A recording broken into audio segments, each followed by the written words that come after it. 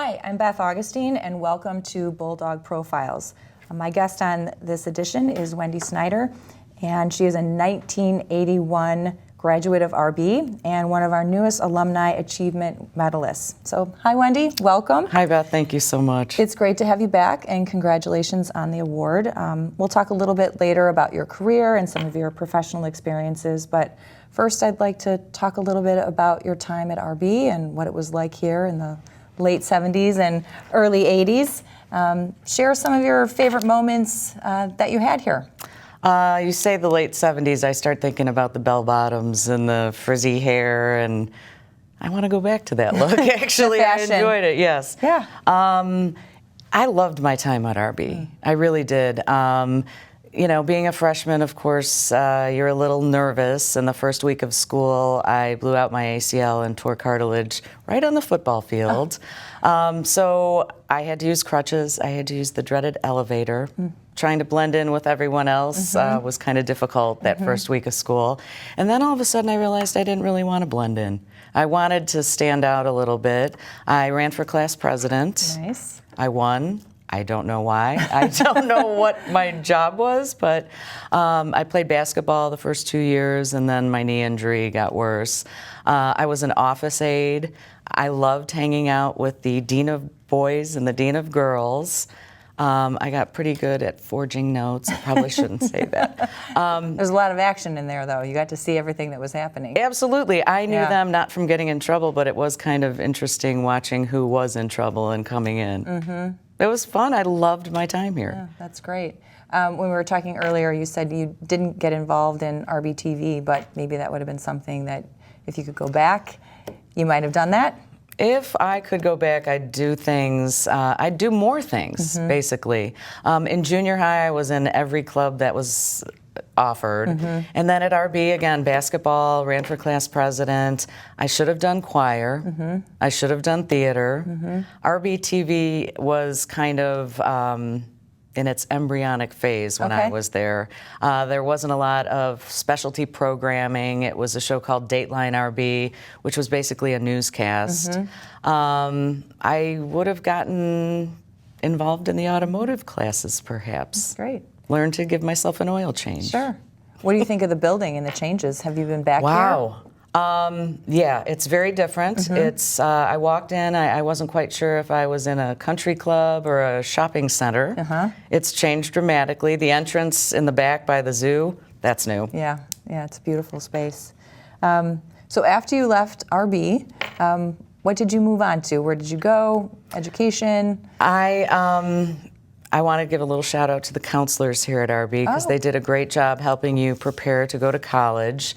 And basically back then all you did was sign your application and turn it in. And now kids have to send their own transcripts. They have to, any life achievement, they have to send that in. They may be requesting a blood sample soon. It's so hard now. Fingerprints. Absolutely. Yeah. So I went to Illinois State because that's what you did. You went away to a 4-year school. And I'll be honest with you, it was tough to cut the apron strings. I don't know that I was truly ready. I knew that I wanted to be on the radio, and at ISU they didn't allow freshman or sophomore to be on the air there. Okay. So I thought, I'm kind of wasting my time. How do you learn how to be on the radio if you're not on the radio? So did you already have that radio bug when you started? Yeah, absolutely. Okay. And I know you're a big lover of music too. Totally loved my music. Bob Seger, Supertramp, REO, Van Halen. This was all really popular when we were in high school. And I know kids today love their music as well. So I thought, okay, I like to talk. I love music. Radio. Yeah. So I left ISU, went to Triton College, and I should have done it the other way around. There's a lot of pressure on kids today to go to that 4-year school. I believe signing day is May 1st, and people wear their T-shirts of where they're going to go away to college, and everybody's throwing out a UCLA and a Boston College. I should have started at Triton College. There's nothing wrong with figuring it out when you get your gen ed classes out of the way. If it wasn't for Triton, I wouldn't have gotten involved in their radio station, and 31 years later, I wouldn't be on the air here in Chicago. Oh, that's So, I great. mean, I owe it all to that. And you were on the air when you were at Triton. That's when Yes. you started there. I had a Your 2-hour first break. Yes. Yeah. But that's where you learn to develop your style. And just like with RBTV, you just become a human sponge and try to learn everything you can about the business you want to be in. You just suck it all in and you develop your talent. And really, I owe it all to the hands-on experience. And as soon as you were on that talk show, talk radio, you knew you loved it? Absolutely.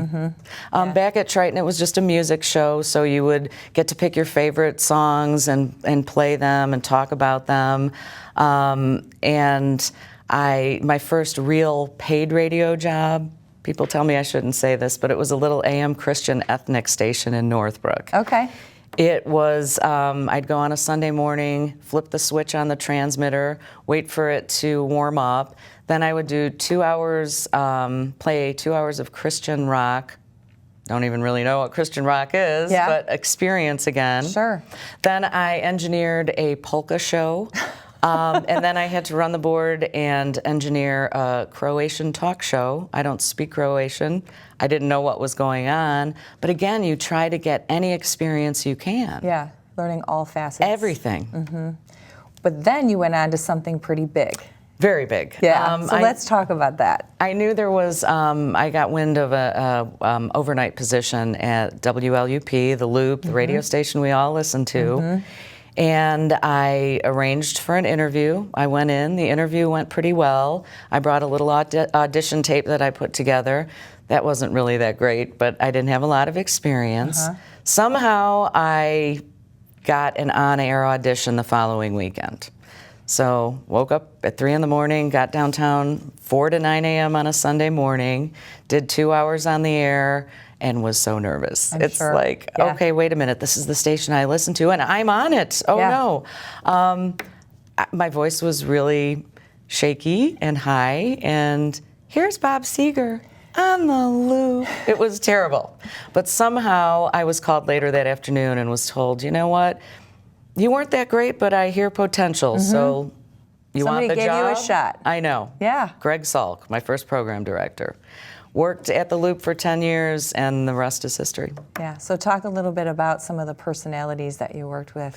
Wow. Some of the biggest names in Chicagoland radio and country you had the opportunity to work with. Stephen Gary, Jonathan Brandmeier, Buzz Killman, Kevin Matthews.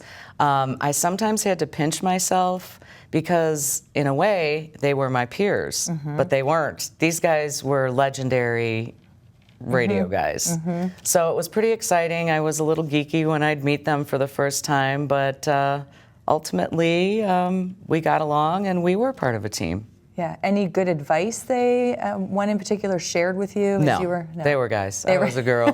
They, you no know. advice. Any good stories? Any like specific memory that sticks out that, certain time that you had with one of them? I just know it was so weird being able to work with someone you were a fan of. So to me that was great. You would try and take the best parts of Johnny B and the best parts of Stephen Gary and try and add a little mixture of your own and try to develop, again, a different style. Because switching from music to then talk radio, that was a bit of an adjustment, but that's my favorite part of it. So then after the Loop, you went on to a couple of other stations. I was partnered with my current partner, Bill Leff, at the Loop at night. We did a couple years there, went to do morning radio at Q101. That only lasted a couple years. And then we couldn't find a job together, so we went our separate ways. I was doing some jobs that, I'll be honest with you, I didn't love. Weekend shift, playing music at WLS FM, which was called CD 94.7 at the time. And then I landed a job with Don Wade and Roma on WLS. They were a married couple. They were wonderful. They were great to me. They were very right-wing. I kind of leaned the other way. And I was, at that point, just doing traffic, which I felt I had more to offer. So it's not like I loved it, but I did it for 6 years. And if you want to keep yourself relevant in the radio world, you have to keep your name out there every day. I'm glad I did it, because then my old boss at the Loop, Jimmy DeCastro, called me and said, hey, you and Bill Leff want to get back together at WGN? Do I? Yeah. Where do I sign? Yeah, so you're back together. Yes. Good. And you're also doing some podcasts as well. We, all of our shows are put on a podcast. We work 10 a.m. to 12 noon on WGN Radio, 720 a.m. And then at noon, we go to our stream, which is at WGNplus.com. Okay. And it's not as formatted. Okay. We kind of are like a couple of 12-year-old boys sitting around our kitchen table. Kind of talking. Kind of talking, Yeah. not as much structure, not as many commercials.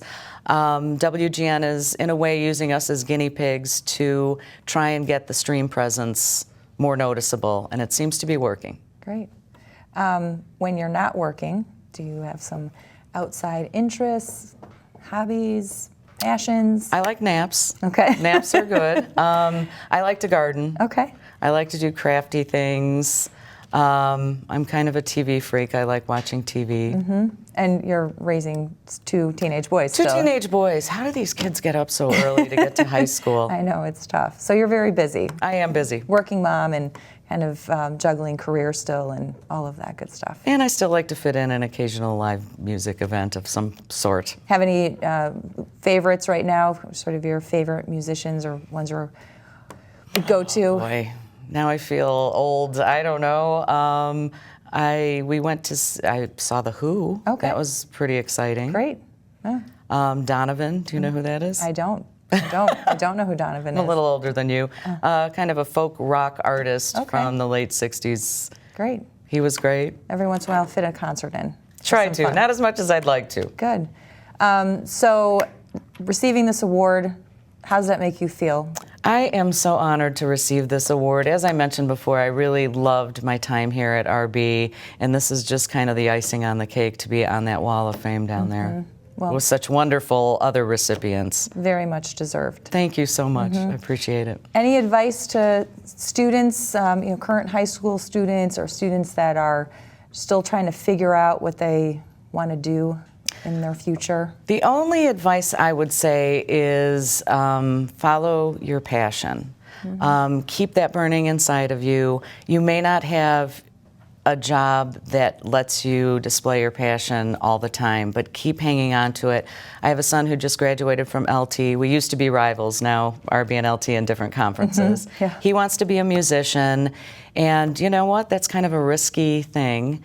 So you need a backup plan, but I want him to follow his dreams and pursue that. I have another son who's a freshman at LT right now, and he wants to be a movie director.